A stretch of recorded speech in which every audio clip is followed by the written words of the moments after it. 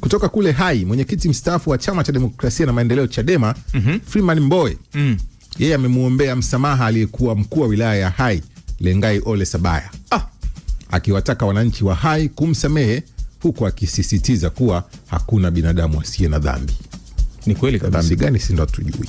Hapo kwenye Mbowe ametoa kauli hiyo Aprili 23, yani jana, walipokutana katika mazishi ya mama wa mbunge wa jimbo la Hai CCM, Saashisha Mafue, yaliyofanyika katika makaburi ya familia yaliyopo kijiji cha Uduru, kata ya Machame Kaskazini. Unakumbuka Ole Sabaya hapo miaka walikutana kwenye uchaguzi 2025, kwenye uchaguzi 2020, lakini pia hata hapa katikati amekabiliwa na kesi za hapa na pale ambazo zilishamalizika. Kwa hiyo Mbowe huyu hapa akizungumza jana kwenye hafla hiyo au kwenye shughuli hiyo ya mazishi ambayo ilifanyika pale Hai. Na wakati naingia mahali hapa nilipata bahati nikamkuta Sabaya anazungumza. Sasa Sabaya naye ni mdogo wetu, ni mdogo wangu, ni rafiki yangu, na kama mnavyojua misiba inatufanya wote tuwe wamoja, tunyenyekee kwa pamoja, na inatusababisha saa nyingine tunakuwa na urafiki wa mashaka. Ndugu yangu Sabaya, pole, kwa sababu kwa kweli sijakuona siku nyingi. Nilikuta unaelezea kidogo namna ambavyo ulipitia katika maeneo fulani. Sasa na mimi vile vile ni graduate, na mimi nimepitia hivyo kwa taratibu tofauti. Kwa hiyo ndugu zangu, mnaweza mkajiweka kwenye nafasi yangu, nimekaa katikati kwa sisi wote. Wakati nakuja kutoa salamu na mwambia naibu waziri mkuu mstaafu, mheshimiwa, nikawatabiri kidogo. Hawa wote ni rafiki zangu, kaka zangu, ndugu zangu, tunashirikiana kwa kila njia. Na tujaribu kukifikisha kwenu, ndugu zangu, kuatia moyo familia na kuambia ndugu zangu waombolezaji wote, kuna maisha nje ya siasa. Kuna maisha nje ya siasa, kuna maisha nje ya siasa.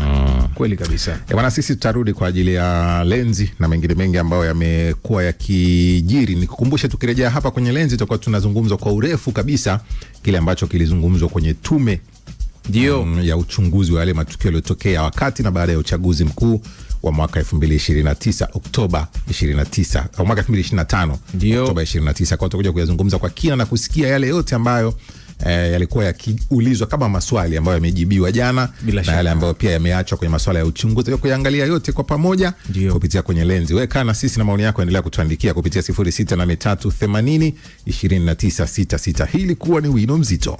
Wino Mzito umeletwa kwako na NIC Insurance. NIC Insurance, sisi ndio bima.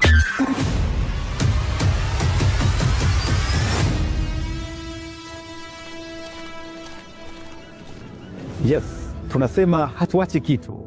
Hii ni Super Breakfast ya mwaka 2026. Tutakupa hamasa, namna bora ya kufanya mazoezi, afya ya akili na maisha kwa ujumla. Sasa kuhusu teknolojia, hapa ndio nyumbani. Njoo ukutane na Supertech. Lakini kuhusu habari, sisi ndio mgodi wenyewe. Kwa uchambuzi wa kina unaozingatia mikakati, historia, usuluhisho wa migogoro pamoja na diplomasia za kimataifa, hapa ndo mahali pake. Lakini vipi kuhusu matukio ya uchunguzi? Nikukumbushe, Lens ipo ya wilaya ya Kasulu mkoani Kigoma imemhukumu mganga wa kienyeji Nuru Hamimu, huyo na miaka 48, baada ya kutiwa hatiani kwa kosa la kumbaka mwanafunzi wa miaka 12. Mwanafunzi wa miaka 12 yeye na miaka 48. Mganga na miaka 48. Mganga lilivyoanza jina nika Nuru Hamimu. Hukumu hiyo, ngoja tumalizie taarifa. Hukumu hiyo ya kifungo cha miaka 30 gerezani imetolewa na hakimu mkazi mwandamizi anaitwa Imakulata Shuli kufuatia ushahidi uliothibitisha bila kwa mshtakiwa kutenda kosa hilo Septemba 28 mwaka jana. Kwa mujibu wa upande wa mshtakiwa, mashtaka uliowakilishwa na wakili wa serikali Stefano Nyongoto, tukio hilo lilitokea na imani potofu, ambapo mwanamke mmoja alifika kwa mganga huyo kutafuta dawa ya mapenzi kupewa masharti ya kuleta msichana bikra.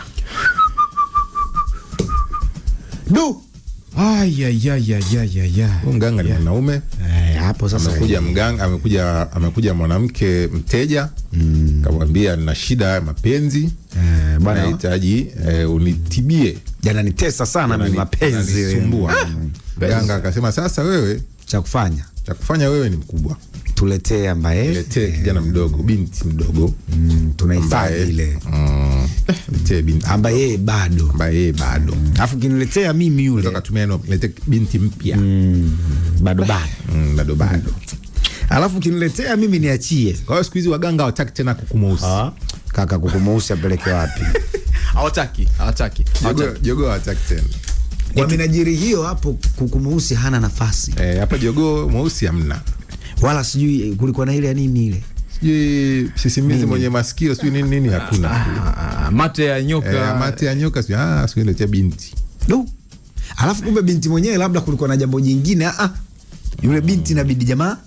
Baada ya kufika na mtoto huyo, mganga alimfunika mwanamke huyo kitambaa usoni na kumtaka aombe, huku akitumia fursa hiyo kumdhalilisha kingono mtoto aliyeletwa. Kinacho kilibainika baada ya mtoto huyo kupiga kelele kutokana na maumivu, hali iliyofanya wananchi kujitokeza na kumkamata mtuhumiwa kabla ya kukabidhiwa kwa vyombo vya dola. Mahakama imetoa adhabu hiyo iwe fundisho kwa wanaojihusisha na vitendo vya kikatili, hasa wanaofanya vitendo kama hivyo. John na Exaud, kuna matukio siku hizi ukiyasikia kwenye jamii, unajiuliza hivi ni binadamu hawa ambao wako na sifa kama zangu mimi, ama kuna kitu cha ziada ambacho labda wamejaliwa? Wanawazia upande wa kulia au kushoto. Kuna mwingine labda awazi kwenye medula bulangata. Kwa sababu mimi najiuliza hivi, mimi sio mganga, yani uhusiano wa shida ya kimapenzi ya huyu dada na uhusika huyu mtoto, tena kwa kitendo kama hicho ambacho mganga akafanya, yani tiba yake ile hapa kimsingi hamna mganga, hata sio tapeli. Au mimi ndo sielewi labda sijui shetani nafaa kupewa jina. Shetani anasingizia mjomba, shetani anataka jina la shetani. Unajua kuna watu wengine nimekosa jina yani la kumpata la huko duniani, ukimpata tapeli bado kama unamweka. Exactly, unaweza kukuta huyu mganga aliyefanya kitendo hiki kwa mtoto wa miaka hiyo, kwa umri huo, nyumbani kwake pia ana watoto wa umri huo.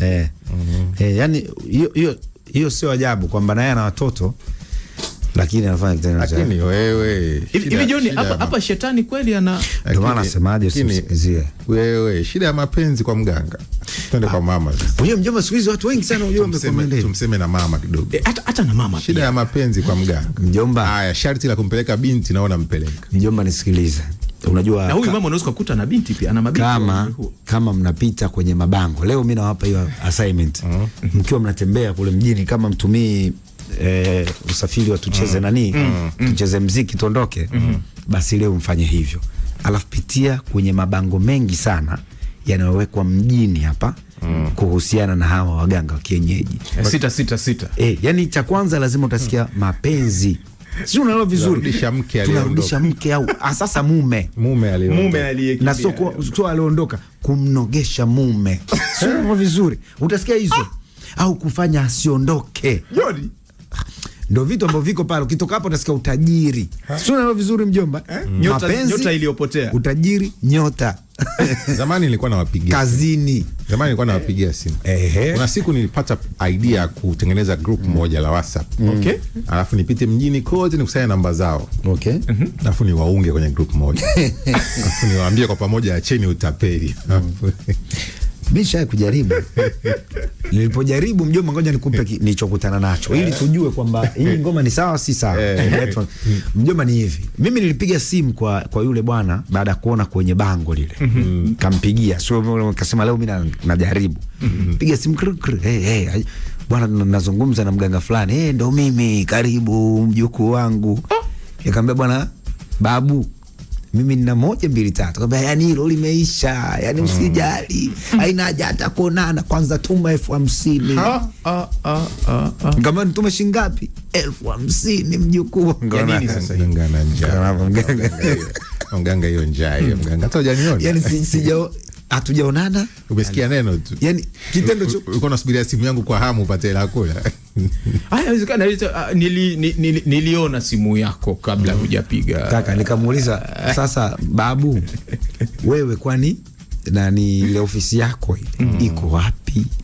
Jombezi Malamba hapa, ila usije kwanza. Mganga mjini Kambezi bwana, mganga Kambezi. Mganga na Kambezi jamani. Alafu hiyo usije kwanza tena. Bwana, tukiachana la mganga hilo, tuangazie kile ambacho kimezungumzwa pale bungeni. Story kubwa pia bado ni mafuta. Of course, yes.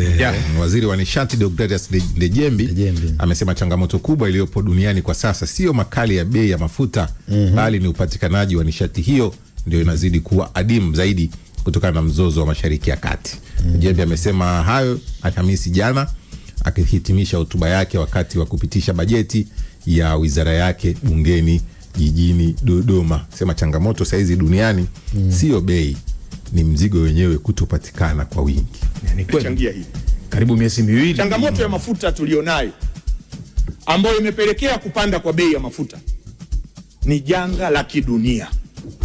Tarehe 28 Februari vita ilianza kati ya Iran, Israel na Marekani. Vita ile ilifanya mwezi Machi mafuta kupanda bei katika soko la dunia. Lakini Mheshimiwa Naibu Spika, swala sasa si bei tu.